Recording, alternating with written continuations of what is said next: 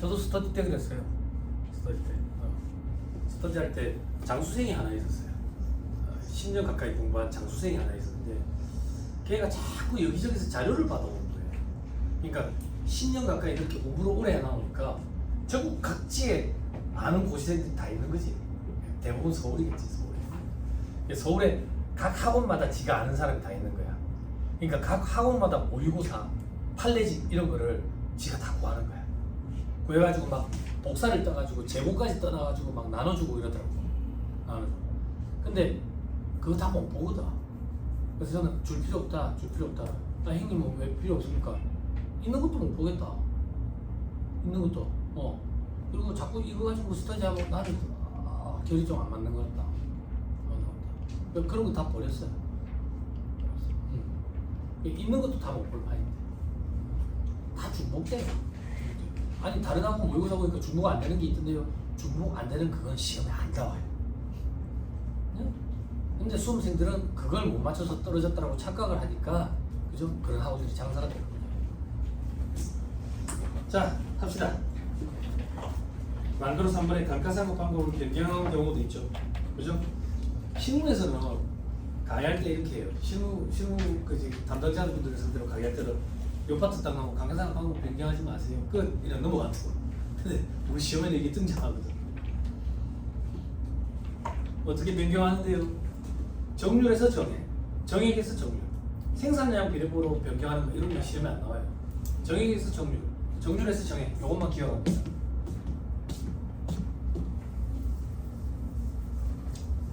요걸 공부할 때 조금 수험생들이 헷갈려하는 부분이 좀 있어요. 뭐 때문에 헷갈리는데 회의 시간에 여러분들 감가상각 방법을 변경하잖아. 그지? 추정의 변경이니까 전진 적용을 하지. 그지? 그거랑 차이가 좀 있어요. 그럼 어떤 차이가 있습니까? 세법은 소급 적용을 합니까? 아니, 안 그래요. 세법도 전진 적용을 해요. 그럼 전진 적용을 하면 어떻게 하는데요? 정액법을 쓰다가 올해부터 정률법이면 올해부터 정률법 상각률 적용하는 거예요. 정률법 쓰다가 올해부터 정액법으로 바뀌면 정액법 상각률 적용하는 거예요. 그때는 회계랑 똑같아. 회계에서는 자국가액 남은 거에다가 앞으로 변경된 상각률을 적용하지. 세법에서는 자국가액 남은 거에다가 앞으로 변경된 상각률. 근데 세법을 하니까 세법상 장부가액 유보나 마이너스 유보 가감한 거. 차이 없죠? 안 어렵죠? 그럼 뭐가 차이가 있는데? 회계에서는 정액법에서 정률, 정률법에서 정액으로 바뀌었다 그러면 자녀 내용요소에 걸쳐가지고 상각을 해갔다고.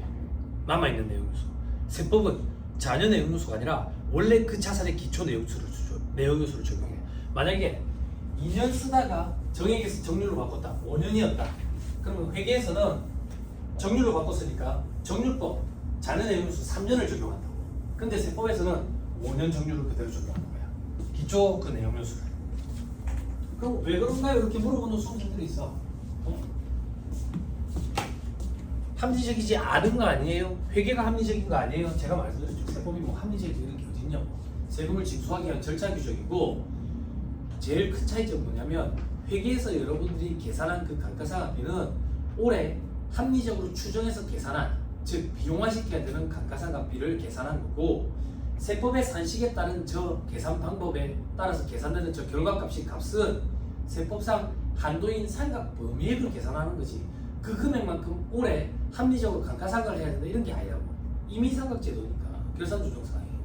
세법은 한도만 정해놓고 있고 한도만 넘지 않으면 된다라고 얘기하는 거야.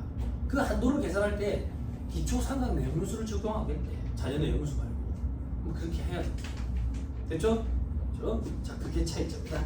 그래서 다음 페이지 보면 세법상 상각률 곱하기 별표시 4번에 변경 후의 상각 방법에 따른 상각률을 적용하는데 당초 신고한 내용요소를 적용하는 거예요.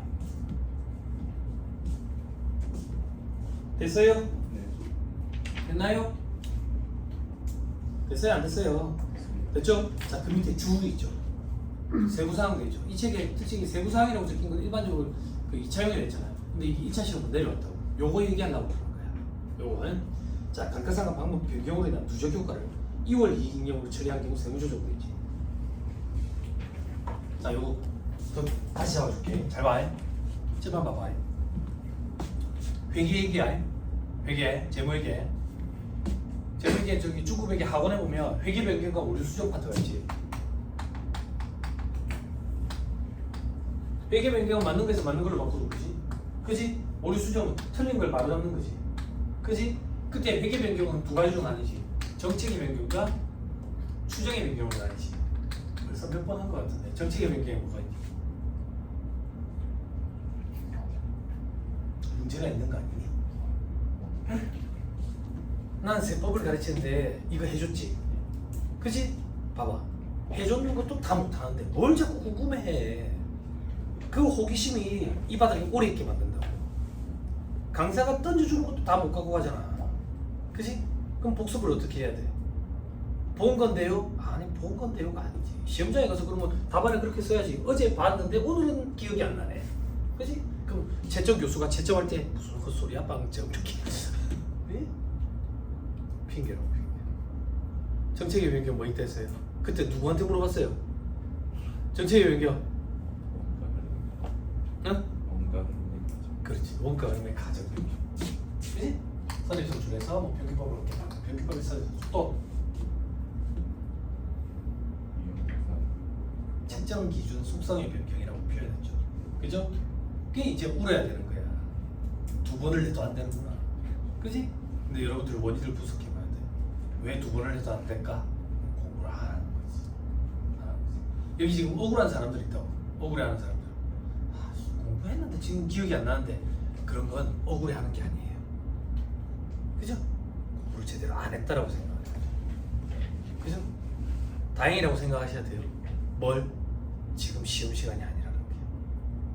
그죠? 아직 시간이 있어요. 시험 시간에는 그러면 안 돼요. 그죠? 그때 갑자기 제가 나타난다고. 펩시맨처럼. 그래서 여러분들 머리끄댕이를 잡고 집에 가자고 얘기해요. 더 있어봐야 안 되니까. 더 있어봐야 안 되니까. 핑계 대지 마세요. 측정 기준 속성의 변경. 그죠? 원가모형에서 재평가모형, 재평가모형에서 원가모형, 혹은 공정가치 모형 왔다 갔다 하는 거. 그죠? 투자부동산 얘기하는 거예요. 나머지 전부 다 추정의 변경. 시험에 나오는 거 감가상각 방법의 변경. 감가상각과 관련된 거. 왜? 일반 기획 기준과 차이기 때문에. 그지? 요건 어떻게 해? 소급 제작성하지. 그지? 요건 전진 적용하지. 그지? 오류는 중요한 오류인 경우에 소급 제작성하지. 근데 우리는 중요한 오류가 뭔데? 이런 게 없지. 시험 문제 나오는 건 전부 다 중요한 오류라고 보고 푸는 거지. 그지? 자, 우리는 지금 여기서 뭘 볼 거냐면 여기로 볼 거야. 추정의 변경, 감가상각 방법의 변경, 감가상각 방법의 변경. 자, 가정하는 거예요. 가정. 어떤 가정을 하는데 회사가 정률법을 적용하다가 정액법으로 바꾼다고 가정. 내연수 5년이라고 가정해볼게. 취득가액 100원. 그럼 첫 해에는 정률법을 적용하니까 0.451 곱하면 45.1 이렇게 소수점이 나가더라도 이렇게 하잖아요. 뭐 정률법을 적용했으니까 감가상각비 45.1, 감가상각 2개 45.1. 됐어요. 두 번째 해부터 정액법으로 바꿀 거예요. 두 번째 해부터 정액법으로 바꾼다고 해. 그런데 얘들이 그 얘기를 하는 거예요. 어떤 얘기? 작년에 정률법이 아니라 정액법을 적용했었으면 20원만 감가상각을 했을 거 아니야. 근데 괜히 작년에 정률법을 적용을 해가지고 감가상각을 45.1원으로 더 많이 했지. 얼마만큼? 25.1원만큼. 이걸 취소하는 거야. 취소한다고. 그걸 올 초에 분개를 끊는 거지. 올 초에. 이게 작년 말이면 올 초. 같은 날이지. 올 초에 분개를 끊는 거야. 감가상각을 취소한다고. 이렇게 하는 거야. 감가상각 2개 25.1원만큼 취소하고 대변에 감가상각비 25.1원만큼 취소하는데 어디서 주워들은 얘기가 있는 거지. 이 감가상각비는 작년에 감가상각비니까 2월 이익요금으로 흘러 들어갔을 거다. 그래서 기초 2월 이익요금을 요만큼 증가시켜버린 거지. 이렇게 분개를 끊었다고 해서 요게 지금 여러분들 책의 오른쪽에 있는 거야. 오른쪽에 책은 그냥 여러분들 단순하게 하기 위해서 25로 해놨다. 실제 팩트는 25.1 이렇게 되겠지.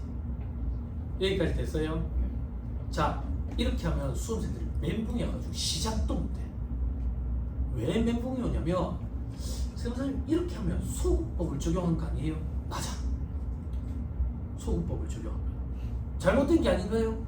잘못됐다 잘됐다 판단할 문제가 아닌 거야. 그건 회계 영역이라고. 회계에서 전지법을 적용하는 거지. 만약에 시험 문제 여기가 2월 이익영업이 안 나오고 여기에 수익으로 잡았대. 단기 수익으로. 그러면 이건 단기 일괄 처리법이거든. 또 단기 일괄 처리법. 여러분들 회계 책에 보면 소급법 전지법 말고 단기 일괄 처리법이라고 해서 단기 손익으로 계산하는 거. 그럼 잘못된 거 아닌가요? 그건 회계 영역에서 원하는 문제야. 세법은 이렇게 회계 처리를 했을 때 세무 조정을 어떻게 할 거냐 이거야. 어떻게 할 거냐. 그래서 이 붕괴를 보고 멘붕이 오면 안 돼. 어? 이거 회계 처리를 잘못한 것 같은데 이 회사에 전화해봐. 이 회사 전화번호가 어디를 봐도 없다니까. 무슨 말인지 이해했죠? 그죠? 자 그럼 세무조정은 어떻게 되냐 이거야. 세무조정 해보자. 자본잉여, 이익잉여, 자본조정. 대변이 왔네? 대변은 어떻게 하면 돼서 무조건 입금사리 기타.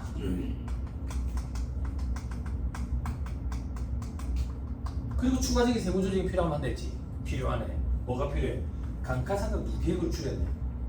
감가상각 누계액은 유형자산에서 차감하는 형태지. 그 차감하는 게 줄었네. 그럼 유형자산의 잔고 금액이 증가했겠네. 자산의 임의평가 증으로 처리해요. 세법에서는. 그 임의평가제는 인정을 안 하지. 부인시켜버려야 된다. 부인시켜버려야 돼. 그지? 동시에 소급살이 마이너스죠.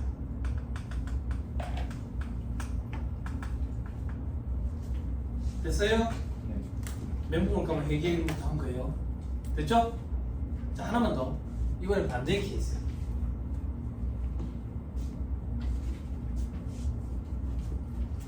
반대 케이스. 정액에서 정률법으로 바뀌어.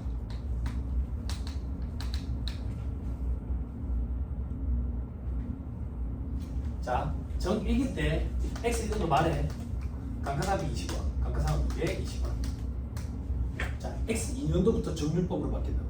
X 2년도부터 정률법으로 바뀌는데 가만히 애들이 생각하니까 애초부터 정률법을 적용해서 뭐 45.1억 받고 감가상각을 작년에 떨었었긴데 올해부터 바꿨기 때문에 작년에 감가상각을 좀 덜 뜬 것 같은 거야. 그래서 X 2년도 초에 추가로 감가상각을 더 잡아.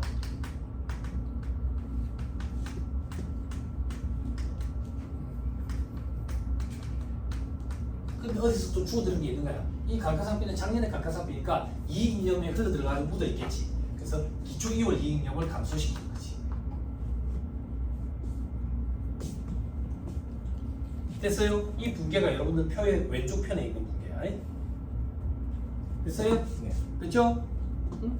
그러면 또 세무사님 소급 제작성이 아닌가요? 그런 거는 회계시간에 정타회계사 얘기하는 거야. 정타회계사 요즘 안 오죠. 그래서 만나려면 좀 시간이 또 걸리겠네. 11월 말 요즘 때 만날 거예요. 지금 몇 월이지? 10월. 지금 10월. 집안 세무조정할게요. 기계적으로 하기로 했죠. 기초 2월 이익잉여 차변에 있네. 소금사리 기타. 와 동시에 단기에 계산한 감가상각비로 봐가지고 시부인 계산을 해. 됐나요? 이게 앞에서 봤던 정기오류 수정 손실이에요. 됐나요? 그럼 여기서 조금만 더 저 이름 뭐랬지? 친구야? 그지? 모르는 척하는 친구야. 소연아.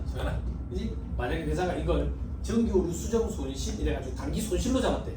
그러면 세무조정 없이 감가상각비로 바꿔가지고 시부인 계산해야 돼. 됐죠? 뭐든 할 수 있어야 돼요. 그렇게 하면 단기 일괄 처리법이 되지. 이렇게 하면 소급 제작사예요. 됐어요? 됐나요? 이게 조금 어려운 거야. 잘 버텼습니다. 넘어갑니다. 다 됐어요? 네. 10월 중순. 그냥 뭐 재밌는 거 없어요? 쉬는 날도 없어요? 없어? 이제 크리스마스까지. 아 크리스마스까지 없어? 야, 그렇게 꼭 얘기해야 되냐? 크리스마스 때까지 없어?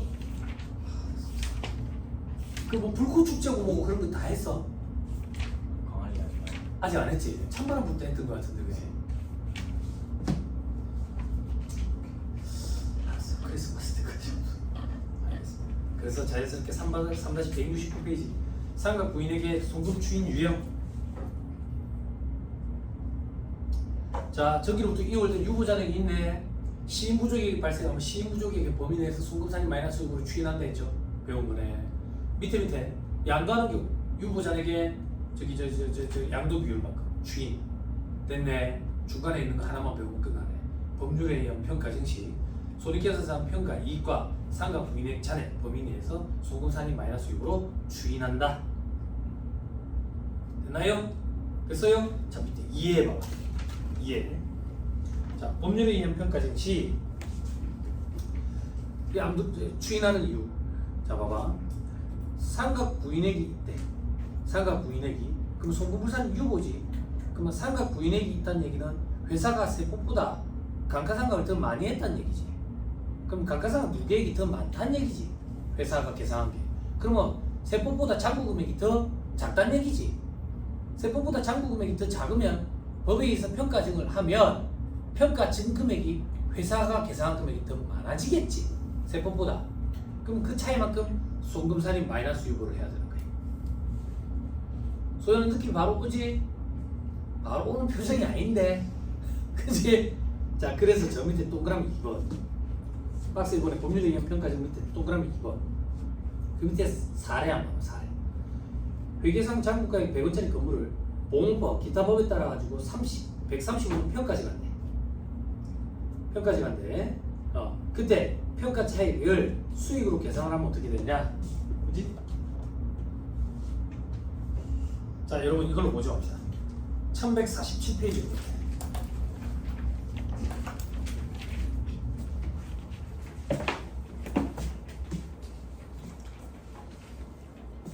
(1147페이지) 예제 있죠? 그죠? 이걸로 정리합시다.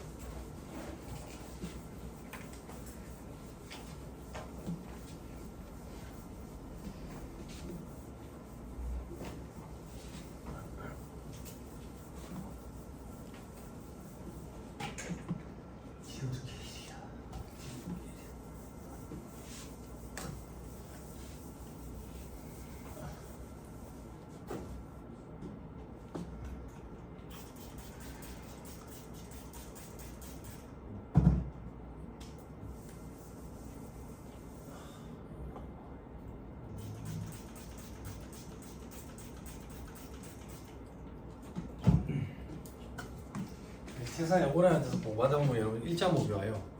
1.5기 오면 그때 스트레칭을 좀 하세요. 이렇게 스트레칭. 턱을 드는 느낌인데 과도하다 싶을 정도로 들어야 돼. 그럼 이 앞에 이제 목비끈이 이렇게 이완이 되거든. 이렇게 뒤가 좀 시원해. 그리고 스트레칭하고 도수치료가 필요할 때 도수치료도 받아야 되고요. 이게 신경을 눌러서 그런데 신경을 자극해가지고 신경이 지금 예민한 상태에서는 약으로 일단 눌러놔야 돼. 그리고 이제 운동을 한다든지 치료가 들어가야 되거든요. 신경이 되게 예민한 상태에서는 뭘 해도 계속 아파. 네. 저도 지금 후두학원 쪽이 굉장히 아파가지고 와이프가 저는 지금 치료하고 케어를 해주고 있거든. 케어를 해주는데 무슨 신경이라더라. 나중에 네이버에 찾아보면 미주신경이라는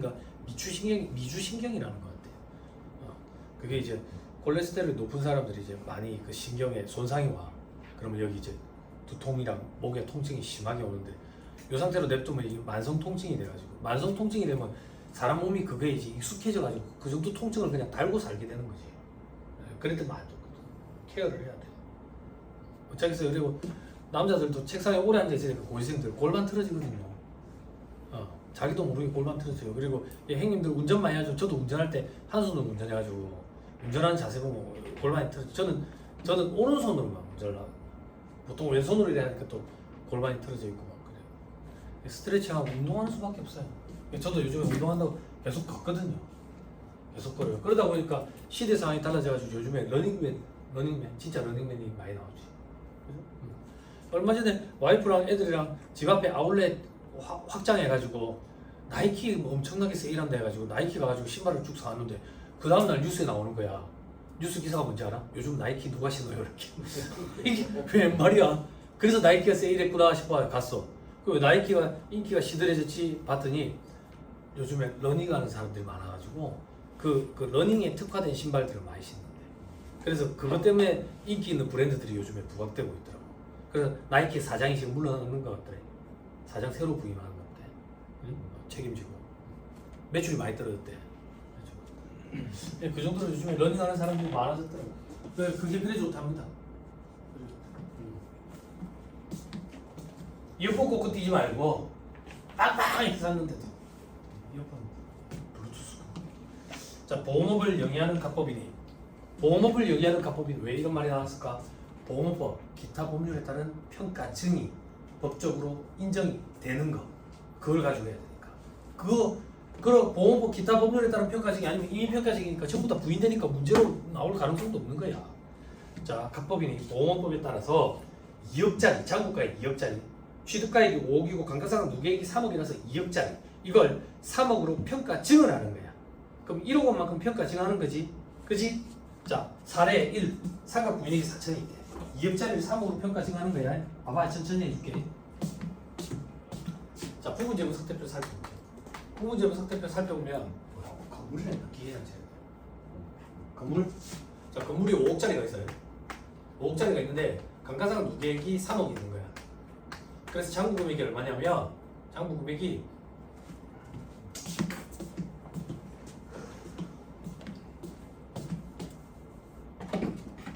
그래서 장부 금액이 2억이 있는 거야.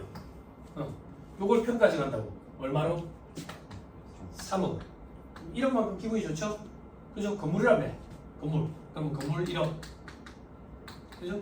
그리고 제 평가 아니 보험법 기타 법률에 대한 평가증이니까 그냥 평가증. 회사가 이렇게 처리를 했겠네. 됐죠? 네.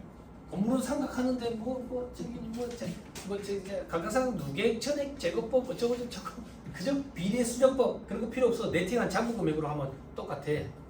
우리 시험에 분계 끊는 게 안 나오니까 네팅한 장부 금액으로 접근하라고 문제 풀 때. 아무튼 이렇다고. 자, 우리 회계영역으로 다시 돌아올게요. 경우 1번 상각 부인액이 4천이 있대. 맞죠? 4천이 있대. 그럼 어떻게 달라지냐 이거야. 봐봐. 상각 부인액이 4천이 있다는 얘기는 감가상각비를 더 많이 잡았다는 얘기지. 4천만큼. 그럼 감가상각 누계액이 4천만큼 더 많다는 얘기지. 그럼 세법상으로 감가상각 누계액은 2억 6천이라는 얘기지. 그럼 세법상으로 장부 금액은 2억 4천이라는 얘기지. 그럼 세법상으로 평가증은 1억이 아니라 6천이라는 얘기지. 근데 회사는 1억을 잡았지. 그래서 4천만큼 송금산입 혹은 입금불산입을 해야 되는 거야. 세법상 분계라는 게 존재하지 않지만 존재한다면 이렇게 된다 그 얘기야. 그래서 송금산입 혹은 입금불산입 4천 마이너스 6. 그러고 보니까 이 4천 마이너스 6가 과거에 송금불산입됐던 유보자액 4천인 거야. 이게 반대의 세부조정을 거쳐서 손에 추인된 거야. 우리 뭐 했는데? 법에 의한 평가 증을 했어. 법률에 의한 평가 즉시 유보자액이 추인이 된다고. 됐어요? 됐어요? 계속합니다. 자, 사례 2번. 상각 부인액이 1억 2천이 있대. 1억 2천이 있대. 자, 그 상태에서 서머리 잠깐만 봐봐요. 서머리 잠깐만 보면 표 안에 두 번째 칸에 법률에 의한 평가 증시 돼 있죠. 법률에 의한 평가 증시 손익계산상 평가 이익과 상각 부인액 잔액 둘 중에 작은 걸 추인한다고 돼 있죠. 요거 지금부터 증명해 줄 거예요. 수험생들이 왜 유보잔액 다 추인 안 하고 둘 중에 작은 걸 합니까? 라고 물어보더라고. 요거를 증명을 해 줄 거예요. 자, 칠판. 경우 2번이에요. 경우 2번. 요번에는 상각 부인액이 1억 2천이 있대.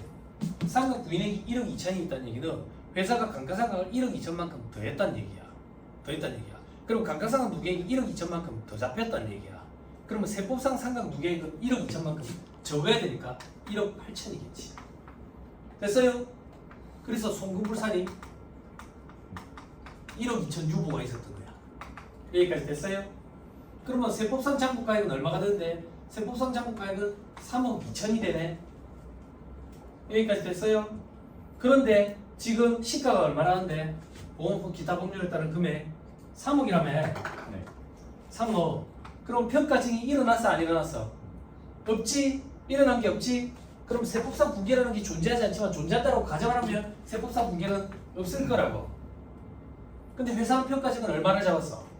1억을 잡았지? 그래서 송금 살인 혹은 입금 불살인 1억 마이너스 6억. 그래서 이 1억은 법률에 의한 평가증 저기 1억과 유보자의 1억 2천 둘 중에 작은 거다 이거야. 됐어요? 증명됐어요? 그죠? 이런 거 증명하니까 수학 시간 명제 파트 같네. 명제 알지 명제? 너 시간에 그 P를 옆으로 막 눕히고 Q를 옆으로 막 눕혀가지고 화살표고 여기로 갔다가 막 하는 그거 있지. 그치? 집합은 잘했지? 그치? 그래서 여기 언니 오빠들 보면 집합을 잘해. 됐어요? 됐어요? 1억 2천을 전부 다 추인하게 되면 평가감을 인정하게 돼요. 그래서 논리가 끝나요. 됐어요? 그래서 둘 중에 작은 거예요. 시험장에 가서 이런 걸 하고 있으면 답이 없는 거예요. 둘 중에 작은 걸 바로 추인시키고 끝내야 돼요. 이런 걸 하고 있으면 그때 갑자기 제가 나타난다니까. 집에 가자. 10년에도 안 될 것 같아. 집에 가자. 이렇게. 됐죠? 네. 됐죠? 아니 너무 부정적이야. 11년 한번 할게요. 11년 하기 싫지요? 그죠? 그 전에 접는 게 나아. 뭐 한다고 우리 평생 뭐 공부만 해야 돼. 시집 잘 가가지고 행복하게 살아야지.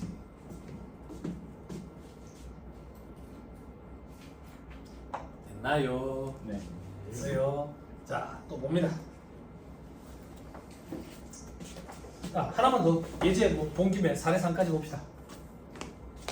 사례 3에 보니까 건물에 시인 부족이 있는 경우는 뭐 추인 이런 거 안 하잖아. 손댈 거 없어. 다시 서머리로 돌아오세요. 재밌다, 그죠? 넘어갑니다. 아, 산 넘어 산이구만. 3-170페이지. 박스 이번에 감가상각자산을 일부만 양도한대. 그럼 일부만 양도해도 양도니까 유보자는 추인해야 되거든. 그 양도한 비율만큼 곱해가지고 추인시켜야 돼. 그죠? 그 밑에 2단계 저가 양도냐. 저가 양도다. 저가 양도다. 바보냐 도둑놈이다. 그럼 부당이익 계산 부위를 적용하겠지. 그지? 도둑은 와 있는데 의제 기본 문제가 생기겠지. 그지? 그래 안 그래요? 그죠? 요렇게까지 하면 2차 문제가 돼요. 1차 시험 문제는 유보자액 추인하고 나면 끝나요. 그래서 저가 양도인지 여부까지는 수험생들이 일반적으로 판단을 안 해요. 그런데 각 학원에서 만든 모의고사 문제는 저가 양도에 걸리도록 출제한 문제도 있긴 해요. 아무튼 그런 거는 객관식할 때 또 조금 연습을 하자. 자, 그 다음 감가상각 의제. 이게 좀 까다로워요. 감가상각 의제. 자, 우리는 이 정도는 유추할 수 있을 거죠. 뭐? 의제란 말이 들어갔네? 의제? 그럼 뭐 감가상각 한글로 보자는 얘기네? 감가상각 한글로 보자. 그럼 뭐 감가상각 한글로 보자는 얘기는 우리가 상식적으로 생각할 때는 감가상각이 아닌가 봐. 응? 그치? 근데 감가상각 한글로 봐버리네. 감가상각 한글로 봐버리면 좋은 거 아닌가? 좋은 게 아니라 왜 좋은 게 아닌데? 실질적으로 감가상각을 안 했는데도 불구하고 감가상각 한글로 봐버리면 감가상각 누계액이 더 많아지지. 감가상각 누계액이 더 많아지면 장부 금액이 작아지지. 장부 금액이 작아지면 다음 연도에 감가상각 한도 계산할 때 한도가 줄어들겠지. 근데 회사는 그런 것도 고려 안 하고 다음 연도에 감가상각비를 계산하면 한도 초과 금액이 발생돼서 부인되는 경우가 생기겠지. 그렇게 제재를 가해. 그게 감가상각 의제 규정이라고. 다음 연도에. 그래서 시험 문제에 꼭 다음 연도를 물어봐. 그러면 왜 제재를 가하는 이 규정이 생겼는지를 좀 봐야 돼. 자, 세워보면 감가상각 의제. 자, 각 사람 소득에 대해서 법인세를 면제받거나 감면받은 경우에는 개별 자산에 대한 감가상각비가 상각 범위액이 되도록 감가상각비를 송금에 산입하여야 한다. 강제 규정이다.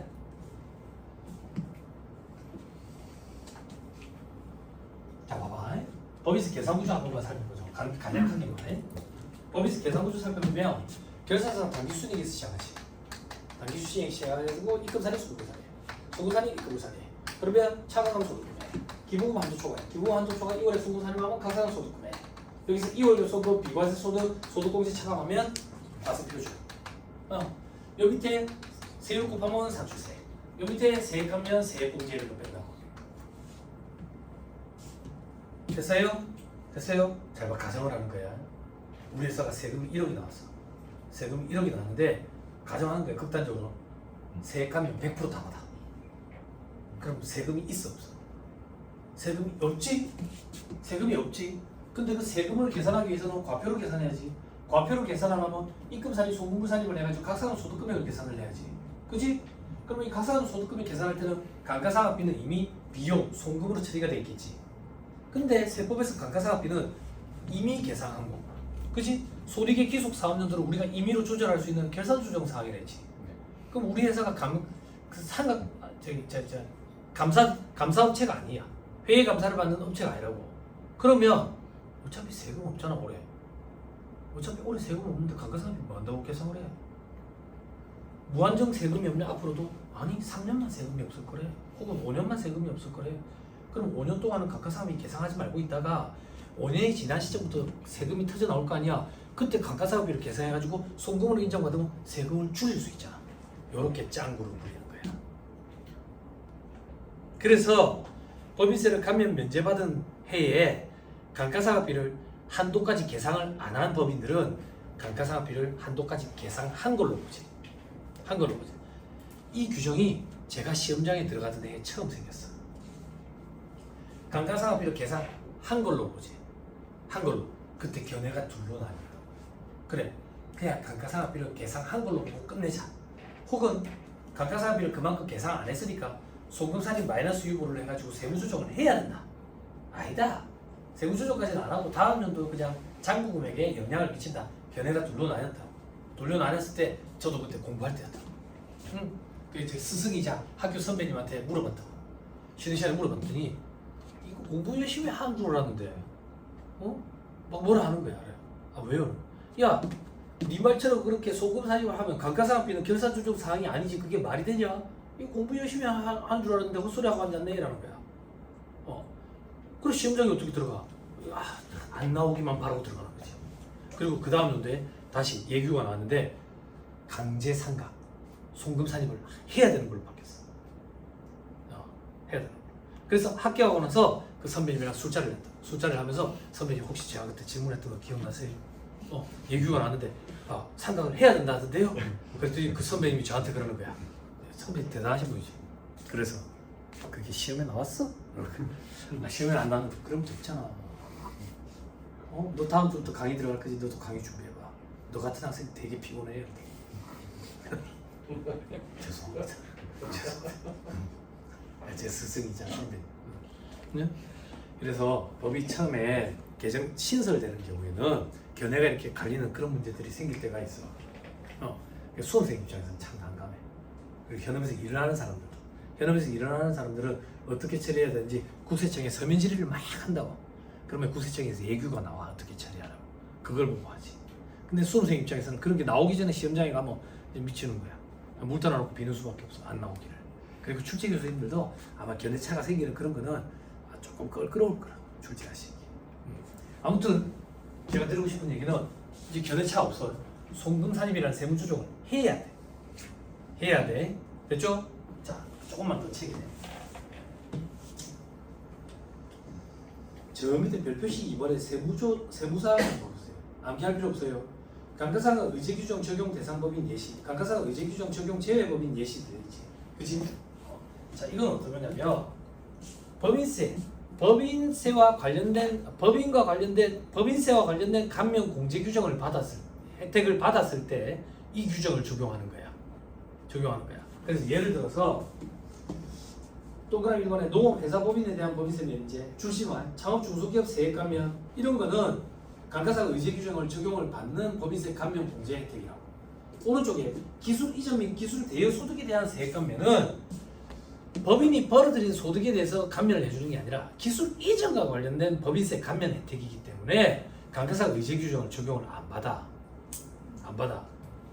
이걸 시험 문제 교수님이 한번 출제한 적이 있는 거예요. 여태까지는 항상 법인세를 감면받아 왔다.